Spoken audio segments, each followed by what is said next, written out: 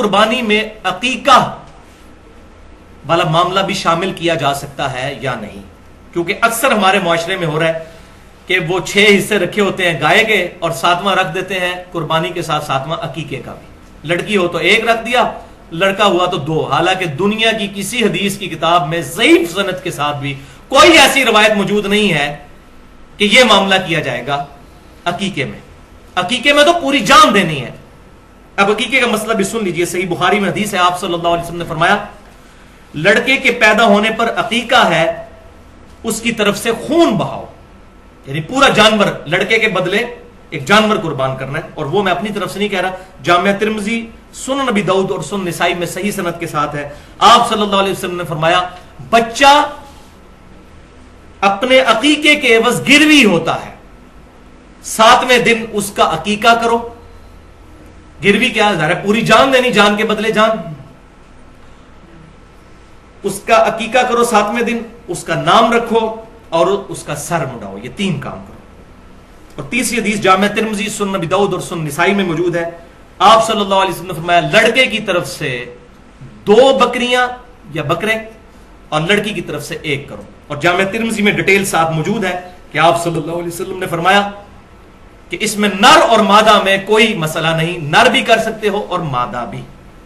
ہمارے اہل تشیع بھائی جو ہیں وہ عقیقے اور قربانی میں صرف نر کے قائل ہیں، لیکن یہ حدیث ہمارے پاس موجود ہے کہ نر اور مادہ دونوں کی قربانی لگ سکتی ہے.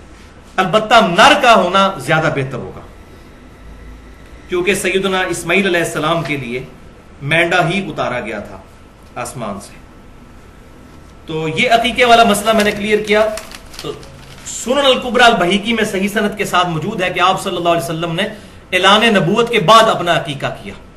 اس سے یہ بات ثابت ہوئی کہ اگر کسی شخص کو زندگی میں عقیقہ کرنے کی استطاعت نہیں ملی، اس کے ماں باپ کو نہیں تھی، بعد میں اس کو مل گئی، تو اب وہ اپنا عقیقہ خود کر سکتا ہے بڑی عمر میں بھی پہنچ کر. لیکن جان بوجھ کر لیٹ کرنا، جی منڈے دا چاچا آ رہا ہے تو منڈے دا تایا پہ آندا ہے باہروں تو عید تو بات کریں گے، فلانے تو بات کریں گے، یہ بات نہیں. ورنہ وہ اس کے بعد تو عام صدقہ ہوگا. 7ویں دن ہی عقیقہ کرنا ہے. یعنی بچہ اگر سوموار کو پیدا ہوا تو عقیقہ اتوار کو ہوگا، بچہ اگر اتوار کو پیدا ہوا تو عقیقہ ہوگا ہفتے والے دن، 7ویں دن. اور رات میں اگر بچہ پیدا ہوا ہے تو وہ اسلامی دن جو ہے وہ مغرب سے شروع ہو جاتا ہے، اس کا بھی اعتبار کرنا ہوگا.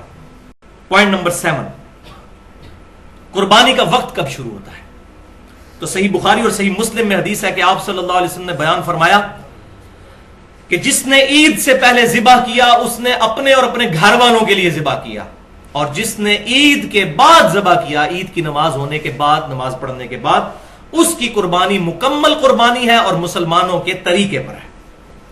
جبکہ دوسری حدیث صحیح بخاری اور صحیح مسلم میں ہے کہ جو شخص عید سے پہلے قربانی کر لے تو وہ بعد میں دوبارہ قربانی کرے. اب اس سے بھی بات ثابت ہوتی ہے کہ یہ بڑی تاکیدی سنت ہے، ورنہ دوبارہ کرنے کی ضرورت ہی کوئی نہیں تھی. تو فرمایا دوبارہ کرے، بخاری اور مسلم میں ہے. پوائنٹ نمبر 8، آپ صلی اللہ علیہ وسلم کی صحیح مسلم میں حدیث ہے کہ آپ صلی اللہ علیہ وسلم نے فرمایا کہ اللہ نے ہر شے پر احسان کرنے کا حکم فرمایا ہے، لہذا جب تم ذبح کرنے لگو تو اچھے طریقے سے ذبح کرو اور اپنی چھری کو بھی تیز کر کے جانور کو آرام پہنچاؤ. کھنڈی چھری نہ پھیری جائے، تیز چھری. اور اس میں بھی پورا پھر جانور نہیں کاٹا جاتا، اسپائنل کارڈ تک کاٹا جاتا ہے، اس کو چھوڑ دیا جاتا ہے تاکہ جانور جو ہے اس کے اندر اس کے سر سے جو سگنل نکلنے ہیں پورے جسم کے ساتھ رشتہ برقرار رہے. تو وہ تھوڑا کانپتا ہے تو جسم کی نسوں میں جو خون ہے وہ بھی باہر نکل جاتا ہے، جو بیمار خون، بیماریاں پیدا کرنے والا خون ہے. یہی ذبح کے اندر حکمت ہے. تو جھٹکے والا جو ہے معاملہ یہ اسلام میں نہیں ہے. اب اسی کانٹیکسٹ میں ایک حدیث ہے مصنف عبد الرزاق کے اندر کہ سیدنا عبداللہ بن عمر رضی اللہ تعالی عنہما اس جانور کو کھانا مکروہ سمجھتے تھے جسے قبلہ رخ کر کے قربان نہ کیا گیا ہو. حرام نہیں، مکروہ، کراہت سمجھتے تھے. قربانی تو ہو جائے گی لیکن وہ ذبیحہ، ایسا ذبیحہ جو قبلہ رخ ہو وہی بہتر ہے. لہذا جب مرغیاں لینے بھی جائیں تو اس وقت بھی اہتمام کر لیا کریں، قبلہ رخ کریں. لیکن اگر کوئی نہیں کرتا تو قربانی جو ہے یا اس طریقے سے ذبیحہ تو ہو جائے گا. الحمدللہ ساری امت اسی پر عمل کرتی ہے کہ اس کی ٹانگیں جو ہیں وہ باندھ کر جو ہے وہ قبلہ رخ کر دی جاتی ہیں، پھر اس کی گردن بھی، تاکہ قبلہ رخ اس کا ہو. پوائنٹ نمبر 9، تکبیر کے الفاظ کیا ہو؟ تو صحیح بخاری اور صحیح مسلم کی متفق علیہ حدیث ہے آپ صلی اللہ علیہ وسلم نے 2 چتکبرے مینڈے قربان کیے اور آپ صلی اللہ علیہ وسلم نے ان کو زمین پر لٹا کر ان کے پہلوؤں پر اپنا پاؤں مبارک رکھا. پھر آپ صلی اللہ علیہ وسلم نے بسم اللہ اللہ اکبر پڑھ کر اپنے مبارک ہاتھوں سے ان کو قربان کیا. تو یہ تکبیر متفق علیہ ہے اہل سنت اور اہل تشیع کے ہاں. بسم اللہ واللہ اکبر، اللہ کے نام کے ساتھ اور اللہ کے لیے ہی تمام بڑائیاں ہیں. صحیح مسلم میں حدیث ہے کہ سیدہ عائشہ کہتی ہیں کہ آپ صلی اللہ علیہ وسلم نے چھری تیز کروائی اور جب ذبح کا ارادہ کیا تو آپ صلی اللہ علیہ وسلم نے اللہ کے حضور دعا کی، بسم اللہ، اللہ کے نام کے ساتھ، اللہم تقبل من محمد صلی اللہ علیہ وسلم و آل محمد صلی اللہ علیہ وسلم، اے اللہ اسے قبول فرما محمد صلی اللہ علیہ وسلم کی طرف سے اور آل محمد صلی اللہ علیہ وسلم کی طرف سے، یعنی پورے گھر کی طرف سے. اور آپ صلی اللہ علیہ وسلم کی کم از کم 9 بیویاں تو تھی، پورے گھر والوں کی طرف سے آپ صلی اللہ علیہ وسلم نے ایک، اس میں الفاظ موجود ہے، سینگوں والا چتکبرا مینڈا قربان کیا. اور ساتھ ہی حضرت عائشہ نے بتایا چتکبرے سے مراد یہ ہے کہ اس کی پیٹ، آنکھیں اور ٹانگوں پر کالے نشانات تھے، جس کو ہم کہتے ہیں کالا چٹا. چتکبرا مینڈا قربان کیا اور پھر فرمایا اللہم تقبل من محمد و آل محمد و من امت محمد صلی اللہ علیہ وسلم، اور ساتھ فرمایا امت محمد صلی اللہ علیہ وسلم کی طرف سے بھی اللہ قبول فرما. یہ صحیح مسلم کے الفاظ ہیں. لہذا یہاں پر جو آپ صلی اللہ علیہ وسلم نے پوری امت کا ذکر کیا تو یہ آپ صلی اللہ علیہ وسلم کی خصوصیت ہے، کیونکہ آپ صلی اللہ علیہ وسلم پوری امت کے روحانی باپ ہیں.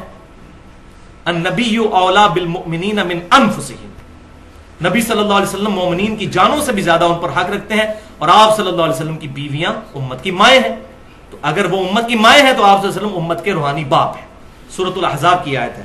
اس کے تحت اب کوئی شخص یہ نہیں یہ دعا پڑھ سکتا کہ پوری امت کی طرف سے قبول فرما، ورنہ تو باقیوں کی طرف سے قربانی گئی نا. تو یہ آپ صلی اللہ علیہ وسلم کی خاصیت ہے. اسی کانٹیکسٹ میں اگلا پوائنٹ نمبر 10 ہے. یہ روایت ہے جس کی وجہ سے تھوڑا ایشو آج کل چل نکلا ہے، وہ جامع ترمذی اور سنن نبی داؤد میں ہے، اور یہ ضعیف روایت ہے.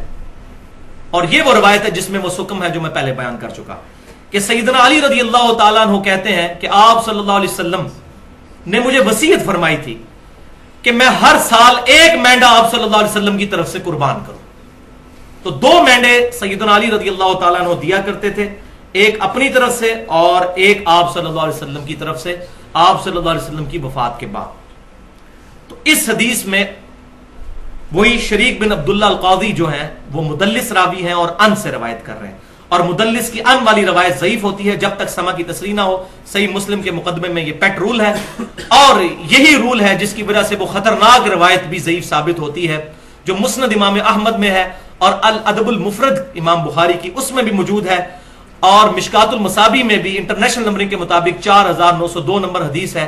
اب یہ حدیث میں اس لیے کہہ رہا ہوں کہ وہ روایت درج ہے لیکن یہ ضعیف ہے کہ آپ صلی اللہ علیہ وسلم نے فرمایا جو شخص اپنے جاہلی نسب پر فخر کرے تو اس کو کہو کہ اپنے باپ کا عضو تناسل کاٹ کے اپنے منہ میں رکھ لو، اور یہ بات کنائے سے نہ کرو، ڈائریکٹ کرو. ولیعوذ باللہ آپ صلی اللہ علیہ وسلم کبھی یہ بات نہیں فرما سکتے. وَإِنَّكَ لَعَلَىٰ خُلُقٍ عَظِيمٍ، اور بخاری مسلم کی متفق علیہ حدیث ہے آپ صلی اللہ علیہ وسلم میں کنواری لڑکیوں سے زیادہ شرم و حیا تھی. یہ ہو ہی نہیں سکتا. تو اس روایت میں حسن بصری مدلس ہیں اور ان سے روایت کر رہے ہیں. اگر یہ کسی نے صحیح ماننی ہے پھر وہ بھی صحیح مانے گا. تو یہ روایت بالکل ضعیف ہے. اور امام ترمذی رحمۃ اللہ علیہ بھی اس روایت کے تحت 1495 نمبر روایت کے تحت ایک مسئلہ بھی انہوں نے سالو کیا ہے کہ عبداللہ بن مبارک رضی اللہ تعالیٰ عنہ کا قول ہے رحمۃ اللہ علیہ، جو تبع تابعین میں سے ہیں، المتوفا 181 ہجری، امام حنیفہ رحمۃ اللہ علیہ کے شاگردوں میں سے ہیں. وہ کہتے ہیں کہ میت کی طرف سے قربانی کرنا درست نہیں ہے اس حدیث کے کانٹیکسٹ میں. یعنی انہوں نے اگر اس حدیث کو لیا بھی تو نبی صلی اللہ علیہ وسلم کے ساتھ خصوصیت کے طور پہ کہ آپ صلی اللہ علیہ وسلم کی طرف سے چلو قربانی کر دی. کسی کو اگر ذوق کلیئر نہیں اس حدیث کا، کوئی بدعت کا فتویٰ نہیں، آج بھی کوئی کر لیتا ہے جس کو یہ بات پتہ نہیں ہے. ہاں پتہ چل جائے پھر بچنے میں عافیت ہے، بدعت کا فتویٰ ہم پھر بھی نہیں لگاتے. تو عبداللہ بن مبارک کہتے ہیں کہ میت کی طرف سے قربانی نہ کی جائے، البتہ میت کی طرف سے جو جانور ذبح کیا جائے گا وہ صدقہ پھر ہوگا. اور پھر فرمایا کہ اس سارے کو ہی قربان جو کیا ہوا جانور ہے سارے کو ہی پھر صدقہ کرنا ہوگا، اپنے پاس نہیں رکھ سکتے کیونکہ صدقے کا گوشت ہے. اور اس میں یہ بات یاد رکھیے، یہ بکرا بھی پھر الگ سے کرنا ہوگا. گائے میں حصہ ڈال دیا اگر 7 میں سے ایک حصہ کسی اور کے لیے جو فوت شدہ ہے کہ میرے امی ابو کی طرف سے یا فلاں کی طرف سے، تو ساروں کی قربانی خطرے میں پڑ گئی. اور یہ بات سمجھ لیجئے، صحیح مسلم کی حدیث کے تحت میت کو 3 اعمال کا ثواب پہنچتا ہے، ان میں سے ایک عمل یہ بھی ہے کہ نیک اولاد کے اعمال کا ثواب بھی پہنچتا ہے، ان کی دعاؤں کا ثواب پہنچتا ہے. دوسرا، علم کی بات جو اس نے اپنی زندگی میں کی وہ ملنا بھی چاہیے. اور تیسرا، صدقہ جاریہ جو اپنی زندگی میں کوئی اچھا کام کیا. لیکن یہ جو بات ہے تو آٹومیٹکلی اگر ہم قربانی کرتے ہیں، ہمارے ماں باپ زندہ ہیں یا فوت ہو چکے ہیں، ان تک ثواب پہنچے گا. اور پوری امت کی قربانی کا ثواب آپ صلی اللہ علیہ وسلم تک بھی پہنچے گا، کیونکہ آپ صلی اللہ علیہ وسلم ذریعہ ہدایت بنے ہمارے لیے. اس میں کوئی شک ہی نہیں ہے. ہمارے ہر عمل کا ثواب آپ صلی اللہ علیہ وسلم کے نامہ اعمال میں بھی جاتا ہے، الگ سے کرنے کی ضرورت نہیں ہے.